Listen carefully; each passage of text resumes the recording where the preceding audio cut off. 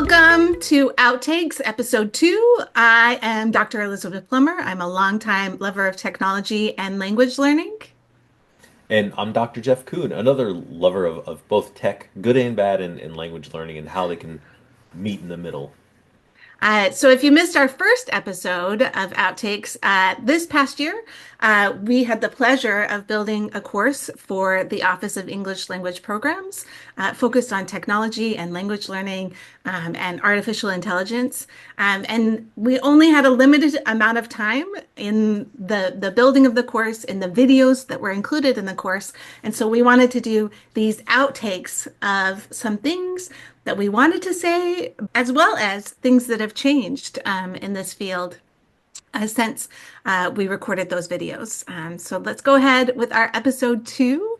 Our first question that we are going to talk about is with all of the technologies being introduced, how can we as teachers possibly keep up? I always like the old phrase, do what you can where you are with what you have, right? And I think there was some interesting research. It was I think Sean Dickers in 2012. It was his PhD research, and he looked at like award-winning teachers around the nation and what made you an award-winning teacher. That was kind of the question he really asked. And one of the things I thought was interesting about his study was that so many of the teachers had mentioned that the thing they do that makes them that great teacher, the best ones didn't come from a workshop, didn't come from a conference. It came from them seeing a student playing with something. And they're like, hey, what's that? Oh, it's this game Minecraft, or hey, it's this, this app over here. And, the other thing kind of noticing he saw there too is that if the teachers around you also didn't adopt that technology, the chance of you continuing to use it dropped off pretty significantly. And so I really do think that that's the way to go. With technology, keep up with what's relevant in your area. Like, I mean, physically in your area, what are your students using? What do they like to use? And what are technologies that you can get other teachers on board to use with you, right? I don't know. I mean, maybe that's a cheap answer to the question, but I don't know. What do you think? I don't know if that's a cheap answer. I mean, that's really, a lot of times when I work with teachers, I say similar things, right? What do you know how to do? What do your students know how to do? Because if you can work with something existing that your students already know how to use, then you as an expert in um, teaching and learning can help the students learn how to use that technology for language learning, because that's something that we have seen in the research, that students want their teachers to help them learn how to use technologies for language learning effectively. And I think sometimes as teachers, we think, well, I'm just not really good with technology, so I don't really know how to pick which things, but you are good at teaching and you are good at knowing what's good for language learning. So if you can work with your students to develop learning experiences, that's really fantastic. But some teachers, are afraid to do that, I think. And so that's where models like the model that was included within the course, the SAMR model, the substitution, augmentation, modification, and Redefinition. redefinition. Yeah, the redefinition came into the course, and in trying to decide like what things to include in the course, we debated a lot about this particular A model. lot. And whether or not it should be included in the course. And one of the things that I struggle with the model is the research basis behind it, that it doesn't have like a really robust research basis behind it. But Jeff convinced me otherwise. Yeah, and the thing was is we were disagreeing the entire time. So, but I agreed with everything that you were saying. It was one of those things of I think is really important with this sort of stuff is like, um, yeah, does it lack a little research rigor that I'd really like to see? Absolutely. But is it something that's easy to remember and kind of like sticks in your brain a little bit? And that's why I really kind of like was seeing it having some values for teachers. And I think that thing of like there's a high upfront cost to technology, getting the students set up, getting everybody logged in, getting, this and that. And so, you know, is technology worth it if you're just substituting? You know, I ask teachers all the time when they come with like technology ideas. I'm like, would this be fun on paper? Like, could we do this exact same thing on paper and have it be just as good, right? If so, let's just stick with paper. But you know, if they can really think of like, oh, this is going to let me do something fundamentally different, then it's like now that technology investment is worth it. And so for me, you know, that's what it came down to with the Sammer model was like, is it something memorable that teachers can use to quickly make decisions about how much time to invest? And you know, something a little off topic, but you know, I think about with teachers in my kind of instructional design hat that I do is, you know, remember you're asking students to log into these two new technologies, but then their other teachers are asking them to log into other tools and other tools and other tools. So, like, how many tools must a student learn to get through the school day? So, can we keep it short? Can we keep it, you know, brief? So, it's just something I think about a lot. Yeah. Well, and I think that something that I think is really important when we're selecting is that pedagogy should come first. Right. And that's where, like your example in the Sammer model, if you're just substituting for paper, should you maybe just do it in paper? Choosing a technology seems super simple. What do I need? What do my students need? Bam. But it's like, what's the, you know, my institution have? What do parents want? What do my students need? What do I need? It's a lot messier, but we didn't have time to talk Mhm. about it. You know. Yeah, yeah. Well, and I always think about something I spent a lot of time on that didn't make it into the course is that I always think about the time it takes to implement something in my class as opposed to the pedagogical benefits. So Right. if something, especially when I want to do a new technology, if something is going to take a lot of time to implement in my class, I'm going to spend a lot of time looking at it and making sure that the pedagogical benefits are worth it. Right. But if something's not going to take a lot of time to implement in my class, I'm not going to spend a lot of time like with it, making sure it has pedagogical benefits. I'm going to kind of do that on the fly because if it doesn't work, then it's not a lot of time spent, right? Like we maybe Right. spent 5 minutes setting it up and students are trying to work with it. It's not working. And then I'm like, yeah, this isn't working. Let's move on. It's tricky. I taught a writing class one time, and it was, you know, a first year writing class for international students here in the States. And so I made Minecraft the central component. Basically, we are gonna like play this game and write stories based on like a creative writing class. And we read some books that tied in. And I knew I was going to lose days of class time at the beginning setting this up. And you know, luckily I had a director who was keen on trying it and was willing to like, you know, okay, you're gonna lose some teaching time. But after that first, you know, week and a half, the back end, I got so much more writing out of my students that it was worth it. So it was a huge investment, but the trade-off in terms of like words produced from my students, great, it was worth it. You know, Yeah. and I kind of think about that all the time. You know, it's like how big of an investment is going to be, and is the payoff going to be worth it? Hmm. Yeah. Yeah. Well, and I think it's especially important with generative AI because students can appear like they're improving in whatever it is, but it could be that they're just getting better with the technology, Right, right? So my students maybe look like they are improving in their writing, but in reality, the skill that they have built is the ability to use generative AI to right. produce better writing. And both of those are skills. Well, that's the thing I'm trying. You know, it's like I'm not necessarily going to agree with this, but like maybe that's what they should be Hmm. doing now. You know, and it's that part of like what is writing going to be in 20 years? I think we're Yeah. ready for the next question. Okay, let's do Um, it. uh, is it important for teachers to learn new technologies? Yes.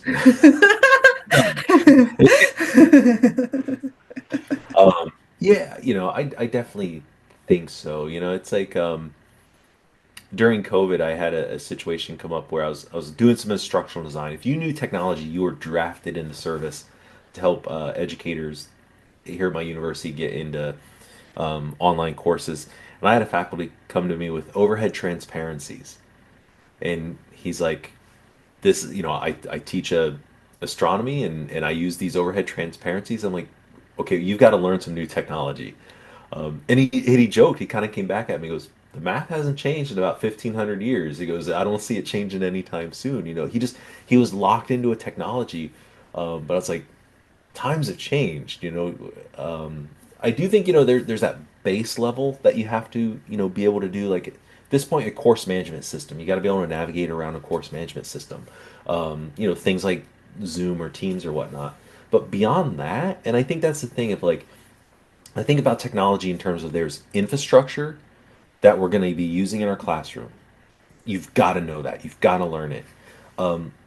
The little you know apps, the Quizlets and the Duolingo, that type of stuff. I don't know if you need to. I don't know. What do you Yeah. think? Yeah. I do think that it's important to understand the context that you're working in, to know whether or not you need to learn new technologies. Because in some of the places that I've taught, students aren't really going to engage in your classroom if you don't utilize a lot of technologies, right? Because they have this expectation. And so using it motivates your students and engages them in the classroom, which is an important pedagogical goal, is motivating Right. in language learning, right? Like that's really important. Motivation is a huge part of language learning. So I think that at some level, all teachers have to learn some kinds of technologies, right? Um, the level of technologies that you need to learn is going to vary extensively. Um, One of the things that I've noticed I think I've been doing 9, maybe 10 years of professional development for faculty now, is that there are teachers who just automatically reject all new technologies. They Right. say, like your teacher, what I've been doing works. It works for my class. It works for my students. I don't need to do anything different, anything new. And I always question them in terms of, is it really actually working with your students, or are they just adapting because they have to? And Right. it would be better, more engaging, more interesting if we shifted to something else. And it's not an easy question to answer, right? Like there's so many gray areas when you're talking about, do we have to, do we not have to learn new technologies? Yeah, and it's I honestly it's interesting doing this course because it's I've been at this moment of just really trying to rethink technology. And I worked with a group of Brazilian teachers this summer. They all came to Ohio University for the summer, and it was great working with them. But one of the things that kind of occurred to me is just how different, like back in the '90s, when you said technology, it's like hot potatoes was hot potatoes was hot potatoes. It looked the exact same everywhere. But now it's like, oh, I'm on the computer logging in through this browser, and this person's on an Android phone using the app, and that person's on iOS. Like when we say a technology, we're getting three different representations of that technology based on how we're accessing that technology, and it's becoming so cumbersome that there are multiple situations over the summer where a teacher being on their phone would be running into an error, and I don't even see that error because it doesn't exist for me on my version of it. And it ran into something yesterday before the mid course webinar.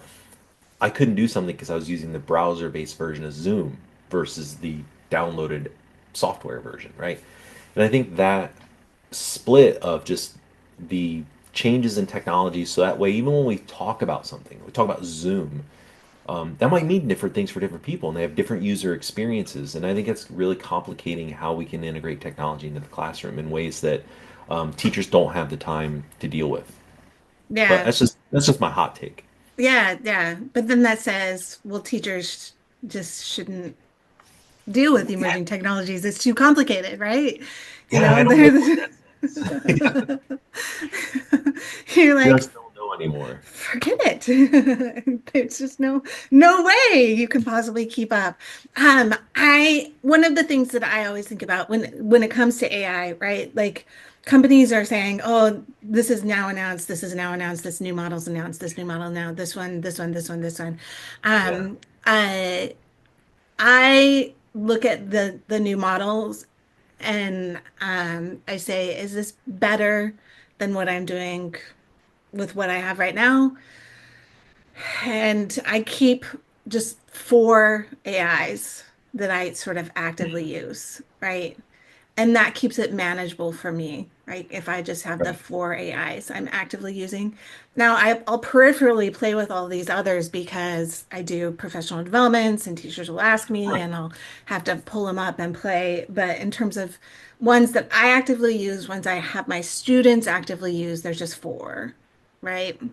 And I use them for different purposes. And so I think it is okay to not use everything that comes out and to Right. say, I have these emerging, I'm just going to stick with these. And when I come up for a breather, I'll take a look at some of the things that have come out and see if there's something that's better than what I'm doing or will pedagogically be more meaningful than what I'm And I think using. if teachers can lock in their philosophy towards how they want to use technology in the classroom, they can really start to like yes, no, that sort of thing. And this is something it just for me it comes out of game-based learning because that's where I spend a lot more of my time.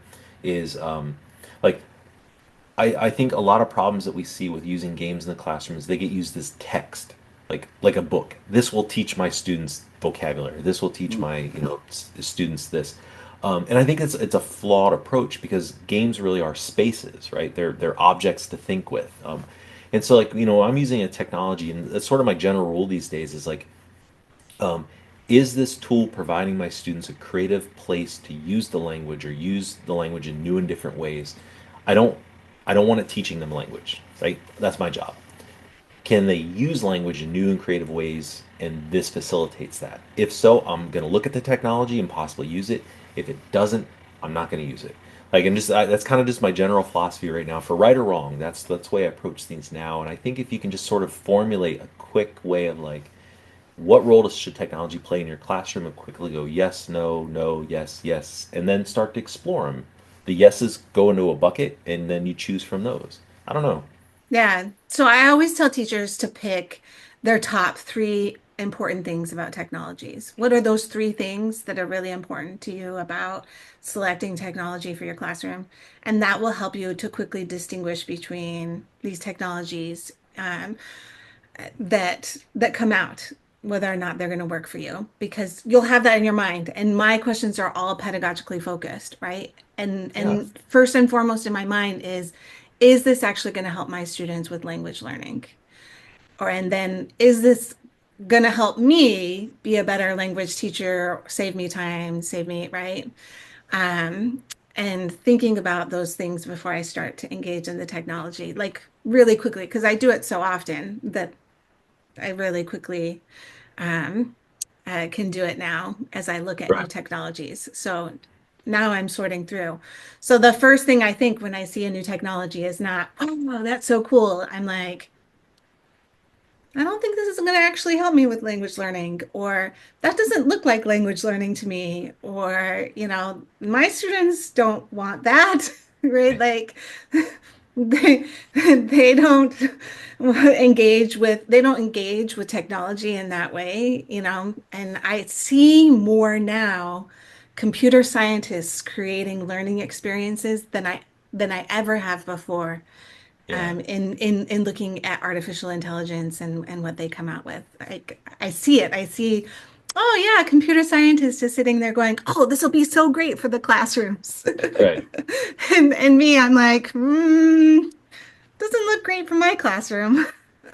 It's something I've done before, like I'll get the TESOL, like the or whatever conference I'm going to, the schedule, and I'll look through the presentations and I'll circle the ones I want to go to, and it's like I'll circle the ones I go to, and then something I've been doing is like after I get back from the conference, actually going back and looking and being like, what do these all have in common? Like, is there any like commonality amongst like the things that I ended up going to.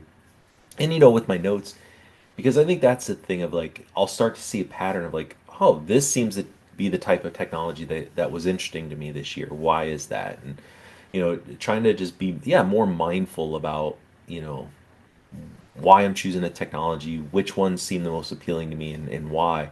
That way I can make more informed choices because there's just so much, you know. Hmm. Yeah. Yeah. It's been fantastic chatting with you again here in Always. episode two. We'll do it again. We still have more topics to cover. Yeah. Thank you guys for joining us as we have our little outtakes musings, and we hope to see you in the next one. Yeah.